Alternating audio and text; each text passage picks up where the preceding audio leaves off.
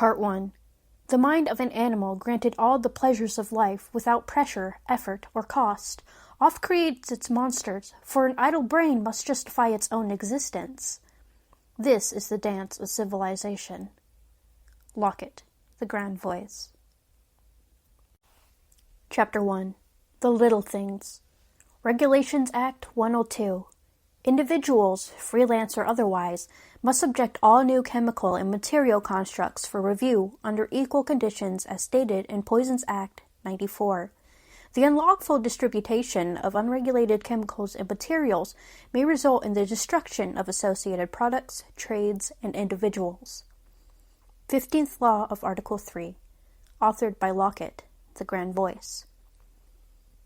Mind yourself, little thing, Sally Sefton would often say, for the great mountains of the south were not hewn by giants, but pressed gently together, from dark roots to jagged peak, and the shifting of stone, subtle and slight, gave rise to the easterly oceans, drowning the lands in drear death, and the veins of that vastness trickled west, girl, to where our home was made, above calm silver mirrors. Little things, Lucy, little things, they shape the world. And yet Lucy Lacemaker had not seen the great mountains to the south, nor the rolling fields of Blackenrend. The city was ever before her, casino streets curving far overhead like the shell of a black planet. She had not seen tall waves, royal and imperious, come to drown the world. The city was ever above her, the Thum her only star, and around the political sphere the 5 hammer-low rings orbited like satellites, blue, luminescent halos casting down a gentle glow. But Lucy saw often the face of nature, for it lived loud upon the streets of the Underbirth, that proud and ancient city. The images of home came sweetly to her silver eyes, and nothing about it was of alien decree. It was, by all accounts, normal. From the slate rooftop she found her vantage, casting her gaze far across Fileborn, her hometown, looking east to the inky lake, beyond the low docklands and the coiling cobblestone streets. Then her eyes drew inward, towards the light that played upon the high rooftops, as silver and bronze, twinkling and intertwining like ivy. Finally, Lucy looked down upon the animals, her compatriots, naked and clothed, tall and short, slithering, crawling, striding, hairy, slimed, and smooth. Upon their face she bent her gaze, small and fraught with youth. Her defense was distance, intuition, a certain awareness, and such was her weaponry also. Lucy Lacemaker had a little body frosted with white fur and decorated with crimson polka dots of varying size. She had soft, bright eyes with a diamond patch framing her left, like a sharp red ruby. Her hair was short, scruffy, and silver, framed by a pair of slumping pointed ears, the left of which was red. Lucy's face was weaselly and smug, with pear-shaped nostrils, red whiskers, and full cherry lips. Her chest was filled with crimson color, like a great heart sprawling across her ribs and down her belly. A long striped tail swayed at her back, and behind her pretty smile lay white razor teeth. A fowler she was, young and gaunt, no larger than the common cat, though her posture and frame was closer to simian. Between Lucy's crossed legs were the white bones of a stolen meal, and long after the sating of her appetite, she watched the world move, studying, as if some great puzzle. "She's waiting for him, ain't she?" said a young voice from a neighboring rooftop, male and rough. Another answered, "She's obsessed, that one." Female, a touch softer, straining for a haughty tone. "Oi, Lacemaker, he's gone. You won't see him for dust, old girl." Lucy flicked her silver eyes to the 2 urchins opposite, her forehead wrinkling with irritation. She spoke boisterously. "Fido and Cly, Wallawa, 2 cheeks of the same arse," a cockney twang, somewhat elegant. "What's up, old loves?" She twisted her whiskers about her finger. Fido, the first that spoke, was no taller than a foot, thin and wrapped in dark red skin, perched upon a dormant black chimney, a famished gargoyle. His soft lips, romantic blue eyes, and pipsqueak horns made a kinder face than his voice. "Nothin'," he said with a vacant expression. Cly was larger in mass, though a similar height to her companion. Her dragon-esque body bore greasy green flesh, a heavy chest and a sour face. She had wings, too weak to fly, in place of arms, transparent skin connecting to the ankles like a bat. "Bah! Let's just go, Fido," she hissed with a flap of her wings. "She's friends with shady folk. For the chop shop she is." Lucy sprang to her feet with a fistful of bones and hurled them across the gap. "It's you who's for the chop, not I." The urchins laughed in 2 separate octaves, but the sound was far from musical. "Oi!" roared a gravelly voice from below. There stood a 6-foot werewolf of a male, black fur, the glimmer of ruby eyes. He wore a dusty brown coat with grey trousers. Upon the brim of his top hat lay 2 white bones. "Blotty fowlers." He shook his fist. "Sorry, Bill," Lucy called down as Fido and Cly scampered away. Billy Pikey, for this was his name, was a matured Kivawakian, a predator and a force not to be tested. He removed his hat, shook his fur like a wet dog. "What a mess." "I said I was sorry." He knew the voice. "Lace maker." Billy plucked the last bone from his hat and held it up. "You pay for that?" She cackled. "Course I didn't." The less astute might have seen a dark woven face creased in anger, but Lucy saw a sparkle of humor behind the eyes and rested shoulders. "Stay out of trouble, lace maker," he said in a softer voice, then strolled on. Lucy smiled and waved him off. "Will do, Bill." Cutting it close with that one, she thought. Still, he's softer than he looks. In her short life, Lucy's time was spent scavenging what she could, avoiding the crushing jaws of larger, matured animals, and observing her kind, the world in which she lived. This was a culture built upon an economy of fair trade, law, order, the humiliation of the weak, and the admiration of the strong. A city of animals. But with all the wonders of her home, it was ethology Lucy took to. She paid close attention to the art of faces, how they twisted and turned, telling their own story, exposing the lies of lips. She had found that while words could be filtered with the dishonest poison, expression and language of the body was not so easy to mask. Facial tension, the pose of a shoulder, the fleeting movement of evasive eyes, the little current of a voice as it ebbs and flows, the true language. And reading the truth, untouched, uncontaminated, was the skill Lucy aspired to master. She saw words from afar, read tone through the dance of lips, through posture and attitude through eyes. When fully applied, Lacemaker could foresee immediate intentions by the flow of a brow, the flare of nostrils, and the pressure applied to the grip of a glass. Alone her mind fell into reflection. "I'm not obsessed. Couldn't be. Is it obsession to want for a cordial end? To seek truth where the lies live? Nonsense. Harmless curiosity is all it is. And what damage could I possibly do? After all, I'm only a little thing." The invisible hand. Economy could certainly be considered beautiful if viewed through the correct apertures. An organism comprised of complex relationships, where behind the curtain of blissful ignorance, the chains of production rattle. Much like culture, it is not a thing consciously designed. It evolves, integrates, and inhabits the peripheries where it surely belongs. However, when things go awry, it becomes necessary to lift the veil and bear witness. As she waited, Lucy moved her frosty eyes back to the streets below, looking to the vast collection of shops and freelance stalls, listening to the flow of trade and productivity. She wished for a life within that world, a life of striving, accomplishment, respect, creation.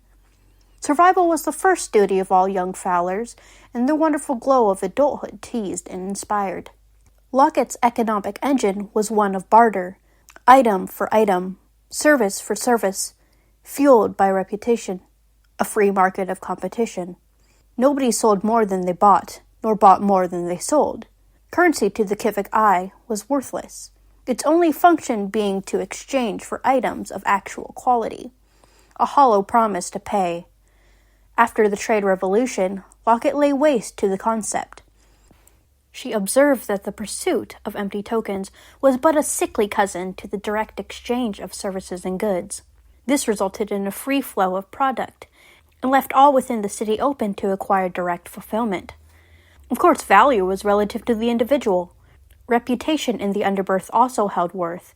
Beginning with nothing, minds weighed with ideas could ascend the social staircase and thrive through competence. Demand, product, and public preferment. the lifeblood of the civic trade. Yet nature seeks balance, objectivity. Always will there be winners and losers. Grand thinkers stood proud atop the staircase, far above the living failures serving as the steps. The rooftop on which Lucy sat belonged to one of the quieter establishments. Like all civic buildings, it was a fine display of art and design, dark wood, richly carved, licked by a swirling metal frame. Tisher's Hyde was the name. A charming laugh house that poured dark and heavy drinks, traded fairly and respected one's solitude. This, she knew, was the place Guldoon would come. Sure enough, Lucy spied him approaching from Modric Square, swanning his way down Teal Street, hands pocketed, head down. Inconspicuous. But Lucy knew better. Guldoon was cloaked in soft sapphire fur. He had 4 marigold eyes, burrowed into a canine face, with 4 large horns sprouting from behind stout violet ears. He stood at approximately 10 feet, his red nose twitching as his head lifted, taking in the fine aromas. He wore a long azure coat, lined with 8 pockets at each side, and 1 at the breast. Guldoon kept the coat tied together with several tails of conquered opponents, a variety of textures and shades. Slick, groomed, suave, some would say. A fool, Lucy sneered within her head. He entered through the doors below with his long tail trailing behind, blissfully unaware of the silver eyes pinned to his face. Lacemaker scampered to an opened window, squeezed through the gap, and concealed herself behind a rich wooden beam. She moved along the bones of the building, above the heads of the drinking clientele, and leapt across the high shelves, disappearing behind a line of bottles. Guldoon sat with downcast eyes, facing the shelf. His seat was the folded body of some headless fool. The establishment was sprinkled with these conquered servants, minds long destroyed, kneeling and folded, shamed and objectified. Indeed, the Kivawakians had less of a need for crafted seating, when a mindless body could contort so pleasantly. An unrotting vessel had to serve some utility, and with no concept of the grave, they put the dormant to work. Lucy peeked between the glass bottles and studied Guldoon's face. Nervous, scared, possible regret. This is it. Soon after he was joined by another. This was a female dressed in a dark Lockettien coat, top-hatted and lean. Lucy saw only the back of her head, but enough to identify black fur and 2 pointed ears squashed by the brim. "Who's this?" Guldoon met with many, but never her. The stranger's voice was strong and domineering. "Place in order," was her command. Guldoon waved over an employee. He spoke in a common drawl. "Give a bottle of grin, Hetty, love." Lucy scoffed. "Predictable." As ever. The stranger raised a finger. "A glass of pucker. Roundhead cordial, please." Lucy inched closer with a raised brow. Curious. Not a local palate. The drinks arrived, but only Guldoon drank. His voice was strong, but his posture betrayed the act. "Find the place okay?" "You will not speak," said the stranger, who pulled a small package from her pocket, stitched together with a red lace and placed upon the table. "The owner must be obedient, and the establishment suitable." Guldoon leaned back. "Dimensions?" 200 square feet minimum. No blood halls, no riffraff. She gestured to the package. "Inside you'll find the products, the list of buyers, and a contract. You'll return the contract signed." Guldoon hushed his voice. "Written by Fontaine." "You will not refer to your employer by name again. Do you understand?" "Yes." Delay. "This is a tough sell, Wallawa." She pushed the package towards him, then rose from her headless seat. "Then sell it well, Wallawa, or the yoke's outplaying us to such a degree." "Wexel and her puppets cannot be bested on the streets," she answered. "We must play a different game, and you will help us play it." Guldoon was measured as he peeled back the first layer of packaging. "Can I ask?" "No." Right. He stopped and fought a rhythmic twitch of his brow, looking to her like a scolded child. "I'll do my best." The stranger's voice, for a moment, seemed softer, kinder. "We're doing a good thing, Guldoon. You must believe in us. Believe in our work." "In ideology," thought Lucy, stroking her chin. "Interesting. Dangerous. Your final drop is at Faraway, at the next Song Tower chime. It will be during the town's red phase, so move promptly, and remember, data." Finally, The stranger pulled from her pocket a small clockwork device, flipped open the circular lid, reviewed the mechanisms inside, and snapped it shut. After pocketing the device, the stranger turned, and with a flamboyant swish of her tail, exited the establishment unseen, like a passing shadow. Goldune drank his glass empty, eyes clenched shut. Lucy crept back down the shelf, but in her haste, her tail knocked loose a half-depleted bottle, spreading shattered glass and alcohol across the floor. She cringed as Goldune snapped his head to the broken mess. A dark patch oozed through the rug, turning red to black. His yellow eyes swiftly moved up to the shelf, but by then Lacemaker was gone. "Onward and upward, Goldune," he muttered to himself. "Onward and upward." He arose from his folded seat and grabbed the package from the wooden table. He gave the item a quick sniff, letting the scent fill his nostrils. Nothing. Scratching the back of his neck, Goldune placed the package into his left breast pocket, separating the folded contract tied to it. He stepped out with a whistle and a smack of his lips, leaving the warm light inside, which grew in shades of butter and honey through the walls, floor, and ceiling like living fairy lights. Lucy watched from above. At that moment, a musical sound roared throughout the Underbirth, performed by strings, pipes, and bells in the key of D. The fourth tone. Such tones were the city's measurement of time, an auditory system to inform those without the luxury of light. Even the deaf could feel it. There were 7 of these tones, each similar to about 3 months of earthly reckoning, and with the passing of all 7, a new stanza would begin. Within each township loomed the song towers, their functions being to musically mark the passage of time in the form of ticks, bells, chimes, and tones, similar to minutes, hours, days, and months. Bathed in the voices of the vile-born song towers, Lucy and Lacemaker sprang across the rooftops like a darkling sprite, intangible and ever-watchful. When ready, she would step into the living world and manifest her scalding ire.